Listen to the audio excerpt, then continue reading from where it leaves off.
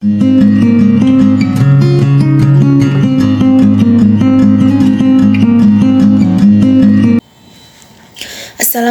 warahmatullahi wabarakatuh. Perkenalkan, nama saya Katrunida, NIM 2001-840, Prodi Sistem Informasi Universitas Malik Saleh.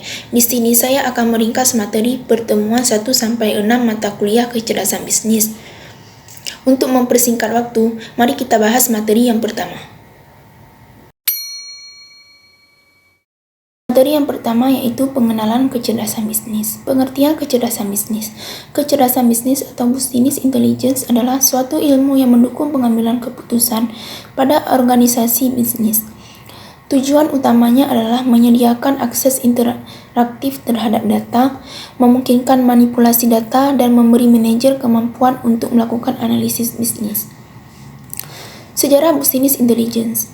Istilah intelijensi bisnis awalnya ditemukan oleh Richard Miller Devens dalam Cyclopedia of Commercial and Business Anecdotes.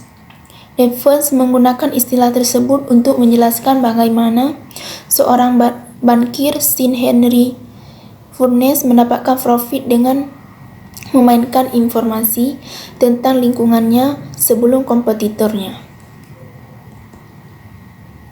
Dalam artikel tahun 1958, peneliti dari IBM Hans-Peter Lund menggunakan istilah intelijensi bisnis.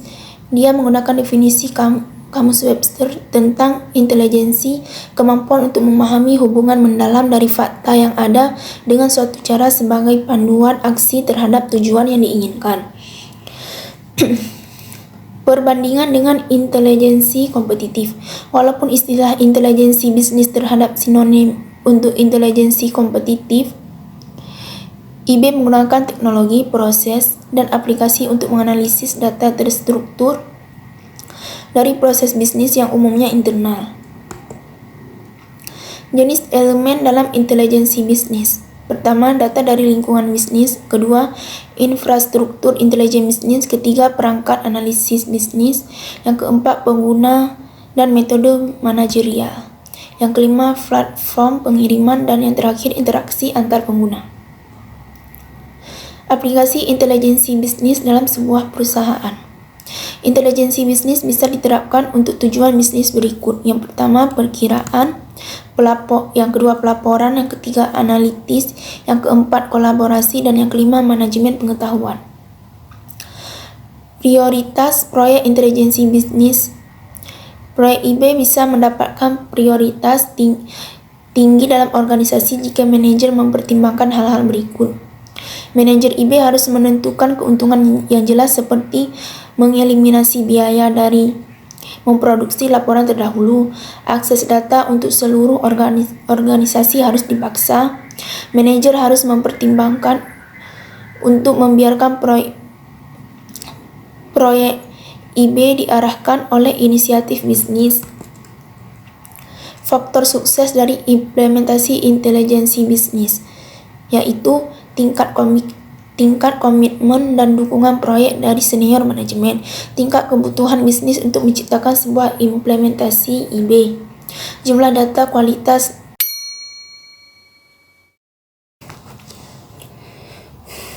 Materi selanjutnya, data warehouse. Apa itu data warehouse? Definisi umum dari data warehouse adalah sistem komputer yang bertugas untuk mengarsipkan dan menganalisis sebuah data historis untuk keperluan suatu organisasi atau bisnis tertentu. Data warehouse sendiri pertama kali digunakan dan ditemukan pada tahun 1980-an, yang saat itu juga banyak bisnis besar yang menerapkan DSS atau Decision Support System. Hingga saat ini, banyak perusahaan yang menerapkan strategi tersebut untuk membantu dalam meningkatkan kualitas dan produktivitas kerja. Sejarah data warehouse. Tahun 1960-an, Dartmouth dan General Mills dalam sebuah proyek penelitian bersama mengembangkan dimensi syarat dan fakta. Tahun 1970-an, Nielsen dan IRI memperkenalkan data mart untuk penjualan real. Tahun 1980-an, teknologi data warehouse pertama kali digunakan pada akhir 1980-an ketika pekerja IBM mengembangkan bisnis penyimpanan data.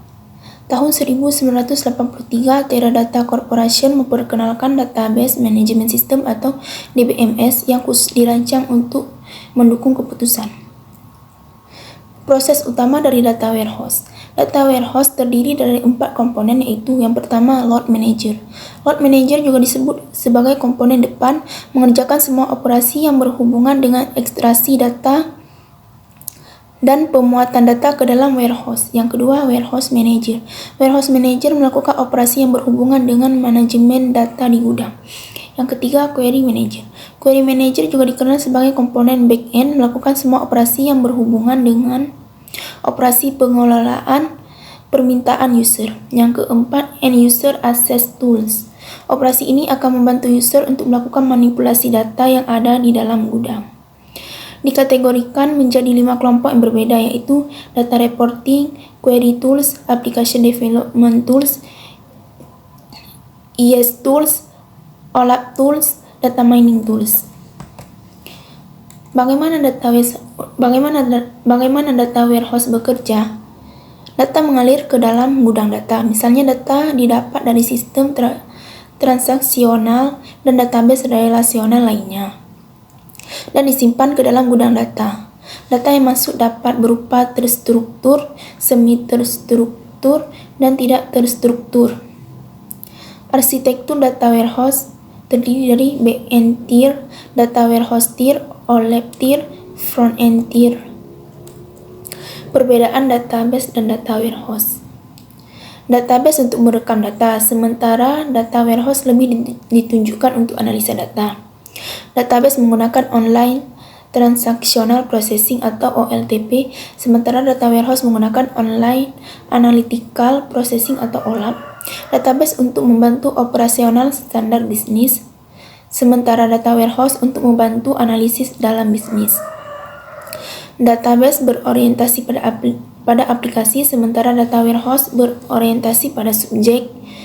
Database umumnya terbatas pada suatu aplikasi, sementara data warehouse dapat menyimpan data dari sejumlah aplikasi. Jenis-jenis data warehouse. Ada 3 jenis utama data warehouse, yaitu Enterprise Data Warehouse, Operational Data Store, Data Mart. Manfaat data warehouse. 1. Menawarkan kecepatan. 2. Ketersediaan, kualitas, dan konsistensi. 3. Mendukung bisnis intelligence. Yang keempat, hemat biaya dan meningkatkan pendapatan. Yang kelima, membuat prediksi dengan percaya diri. Fungsi data warehouse. Pertama, membantu mengambil keputusan. Yang kedua, mudah dan cepat mengakses data. Yang ketiga, menciptakan konsistensi data. Yang keempat, menyediakan historical intelligence. Karakteristik data warehouse. Berorientasi pada subjek, data telah terintegrasi, data bersifat tetap, dibuat dalam rentang waktu tertentu. Komponen data warehouse. Yang pertama, warehouse. Kedua, manajemen data warehouse. Ketiga, metadata. Keempat, tool access dan tool ETL. Sumber data pada data warehouse. Data operasional dalam organisasi. Berbagai data yang berasal dari sumber digabungkan dan diproses lebih lanjut oleh manajer. Sumber eksternal yang diperoleh misalnya melalui internet. Selanjutnya, perangkat lunak seperti OLAP dan data mining dapat digunakan oleh pemakai untuk mengakses data warehouse. Kelebihan data warehouse: menyajikan informasi yang konsisten untuk semua pihak, menyajikan berbagai data dari mana ke mana, sumber pengambilan keputusan yang tepat, mengurangi tekanan pada sistem operasional produksi. Kekurangan data warehouse: proses perubahan data agak sulit, proses penyusunan data agak sulit, tidak cocok digunakan pada data yang tidak terstruktur. Star skema data warehouse terbagi 2, yaitu tabel fakta dan tabel dimensi. Tabel fakta atau fact table berisi metrik mengenai proses bisnis setelah perusahaan atau organisasi, sebuah perusahaan atau organisasi. Tabel dimensi atau dimension table memuat beberapa informasi terkait kapan, di mana, apa, dan informasi yang lainnya. Berbanding terbalik dengan tabel fakta. Istilah yang berhubungan dengan data warehouse yaitu data mart, OLAP, OLTP, DSS, dan dimension table. Contoh data warehouse Amazon Redshift, Panoply, dan BigQuery. Keuntungan data warehouse: potential high returns adalah suatu organisasi harus menjalankan sejumlah besar sumber daya untuk memastikan kesuksesan. Competitive advantage adalah keuntungan kompetitif dapat dicapai dengan memungkinkannya akses. Siapa yang membutuhkan data warehouse? Data warehouse diperlukan untuk semua jenis pengguna seperti para pengambil keputusan, pengguna yang menggunakan proses kompleks untuk mendapat informasi, orang-orang yang menginginkan teknologi, orang yang ingin membuat suatu sistem untuk membuat keputusan, user yang ingin mencari pola tersembunyi dari sebuah data.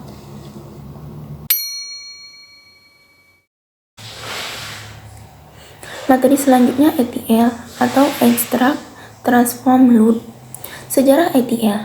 ETL pertama kali diperkenalkan pada tahun 1970-an untuk mengintegrasikan proses pemuatan data ke dalam superkomputer untuk dianalisis lebih lanjut. Sejak akhir 1980 hingga pertengahan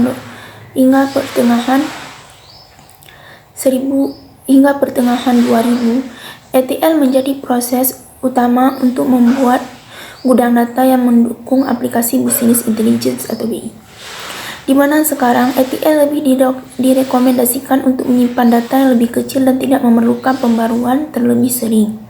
Alternatifnya, kamu bisa menggunakan data integrasi lain seperti ELT, CDC, dan virtualisasi data untuk mengolah data real time dan selalu berubah.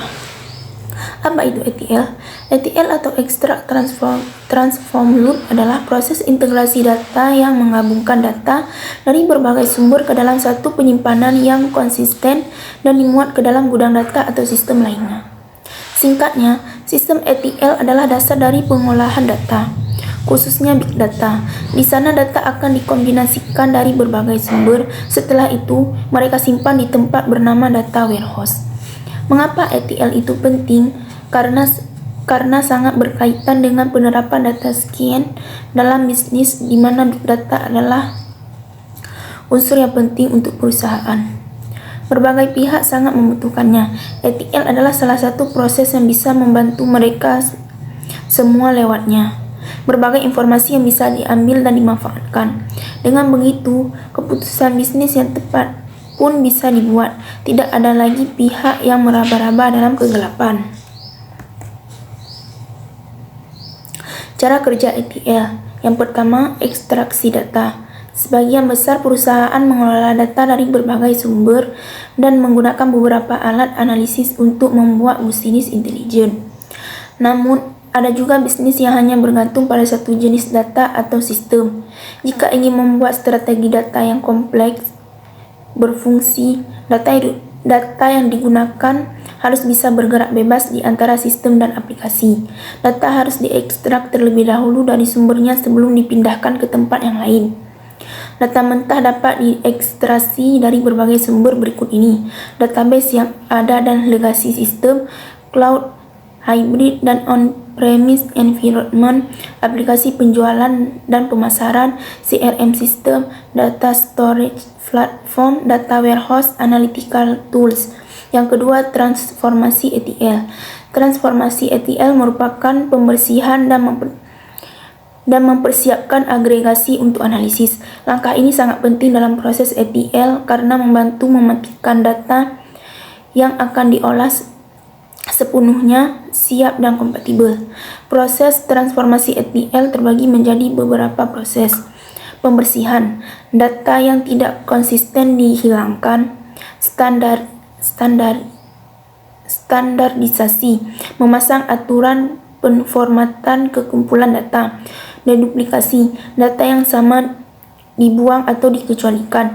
Verifikasi, data yang tidak dapat digunakan dihapus dan anomali ditandai. Tugas lainnya, aturan tambahan yang dapat meningkatkan kualitas data. Yang ketiga, loading atau memuat data.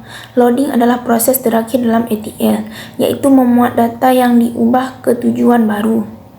Data tersebut dapat dimuat sekaligus atau full load atau interval terjadual, incremental load. Full loading. Untuk full loading ETL, semua yang berasal dari transformasi menjadi catatan baru dan unik di gudang data. Full load berguna untuk menghasilkan kumpulan data yang tumbuh secara eksponensial dan sulit. Incremental loading. Metode yang ini kurang komprehensif, tetapi lebih mudah dikelola. Incremental loading membandingkan data yang masuk dengan data yang sudah ada, dan hanya akan menghasilkan data tambahan jika ditemukan data yang unik dan baru. Tujuan ETL. Tujuan ETL adalah mengumpulkan, menyaring, mengolah, dan menggabungkan data-data yang relevan dari berbagai sumber untuk disimpan ke dalam data warehouse. ETL juga dapat digunakan untuk mengintegrasikan data. Sistem ETL. Sistem ETL merupakan dasar dari pengolahan data, khususnya big data. Sistem ETL terdiri dari komponen sebagai berikut. Yang pertama, menghapus kesalahan dan mengoreksi data yang hilang. Terkadang data yang hilang dan input data yang salah menjadi sebuah masalah. Salah satu syarat agar data tersebut dapat diolah dengan baik adalah adanya kekonsistenan data. Yang kedua, menyediakan kepercayaan data yang terukur dan terdokumentasi. Artinya, data yang digunakan haruslah sesuai dengan fakta. Kesesuaian data dengan fakta membuat data tersebut memiliki kualitas. Yang ketiga, menangkap alur transaksi data untuk pengamanan. Yang keempat, menyesuaikan data yang berasal dari berbagai sumber. Selanjutnya, RDBMS. RDBMS atau Relational Database Management System adalah program yang melayani sistem basis data yang entitas utamanya terdiri dari tabel-tabel yang mempunyai relasi dari satu tabel ke tabel lainnya. Contoh, database kampus terdiri dari tabel mahasiswa, tabel mata kuliah, dan nilai. File dari tabel mahasiswa adalah NIM, nama, alamat, tanggal lahir, dengan primary key NIM. File dari tabel mata kuliah adalah kode mata kuliah, nama mata kuliah, SKS, dengan primary key kode mata kuliah. Untuk tabel nilai, kita hanya perlu file NIM, kode mata kuliah, dan nilai.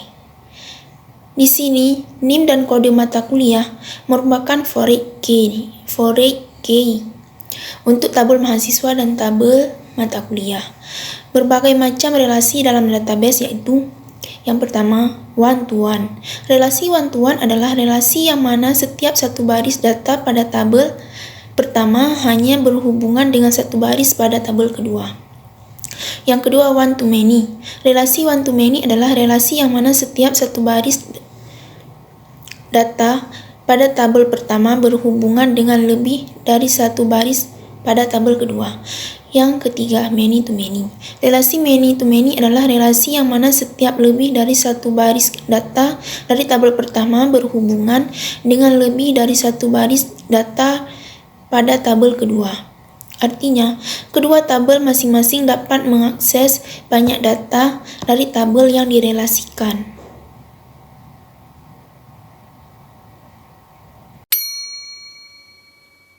Selanjutnya, SQL Server.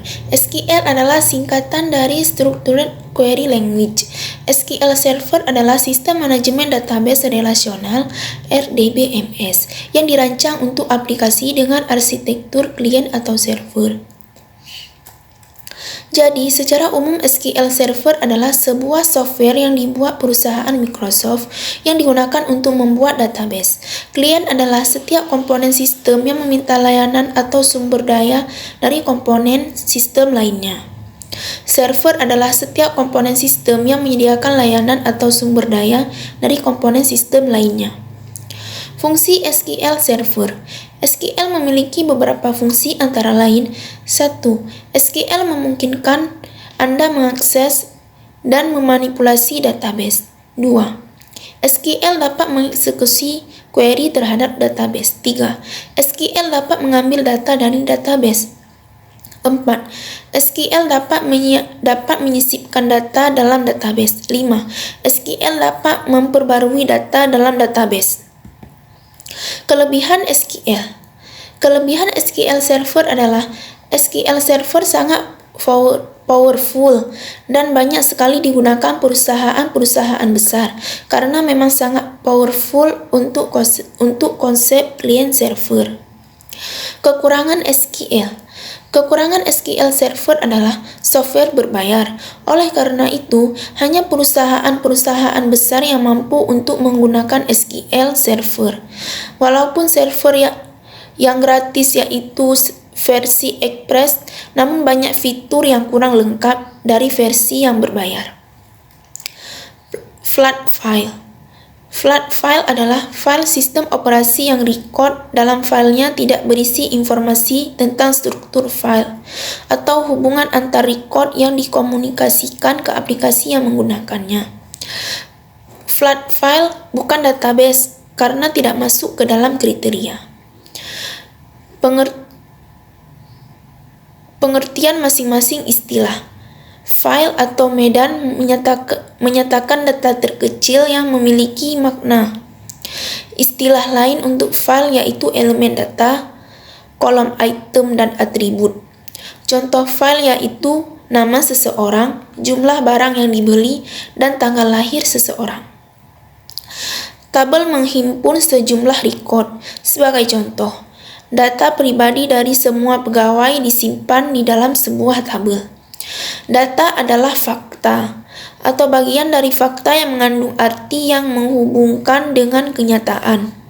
Simbol-simbol, gambar-gambar, kata-kata, angka-angka, huruf-huruf, atau simbol-simbol yang menunjukkan suatu ide, objek, kondisi, atau situasi, dan lain-lain. Data itu sendiri merupakan bentuk jamak dari datum yang berarti informasi.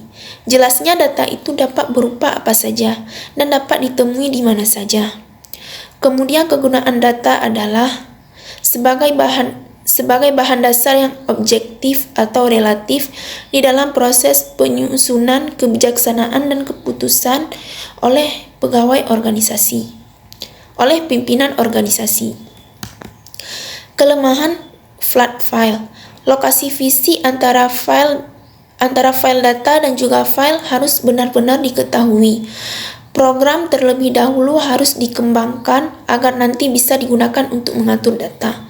Sulit ketika hendak mengatur data secara lebih efisien dan juga kurang begitu akurat. Dan materi yang terakhir, Pentaho Data Integration atau PDI. Pentaho adalah sebuah perusahaan yang menawarkan produk Business Intelligence atau BI yang menyajikan data integrasi, pelayanan OLAP, reporting, dashboarding, data mining, dan kemampuan ETL pada GTL. Aplikasi Pentaho. 1. Pentaho BI Server. Portal aplikasi web yang terdiri dari layanan web service, workflow engine, dan sebagai user interface untuk pelaporan operasi. 2. Pentaho Data Integration GTL. Aplikasi yang berfungsi untuk proses ETL, extract, transformation, and load dalam Business Intelligence. 3. Pentaho Analysis. Aplikasi engine OLAP berbasis open source yang sangat populer di bawah naungan Pentaho Corporation. 4. Pentaho Reporting. Aplikasi reporting untuk laporan operasional dan dashboard sederhana. 5. WK. Aplikasi data mining open source berbasis Java yang terdiri dari koleksi algoritma machine learning yang dapat digunakan untuk melakukan generalisasi atau formulasi dari sekumpulan data sampling. 6. GTools. Tools yang dikembangkan secara open source yang diciptakan untuk pembuatan dashboard pada Pentaho Community Edition. Apa itu Pentaho Data Integration atau PDI? Pentaho Data Integration atau PDI atau KITL adalah software dari Pentaho yang dapat digunakan untuk proses ETL. PDI dapat digunakan untuk migrasi data, membersihkan data, loading dari file ke database, atau sebaliknya dalam volume besar. PDI menyediakan graphical user interface dan drag-drop komponen yang memudahkan user. Apa itu KITL? KITL merupakan aplikasi extract, transformation, and load atau sering disebut dengan ETL. Aplikasi ini merupakan salah satu bagian dari aplikasi BI Pentaho Data Integration atau BDI. Fitur-fitur KITL memiliki utilitas grafik yang dapat digunakan untuk merancang kontrol flow umum maupun data flow multi-platform karena dikembangkan di atas Java, yang dimana Java berjalan di banyak platform sistem informasi. Bersifat konkuren, yaitu pada setiap row data diambil oleh step yang akan diserahkan secara paralel. Komponen utama PDI.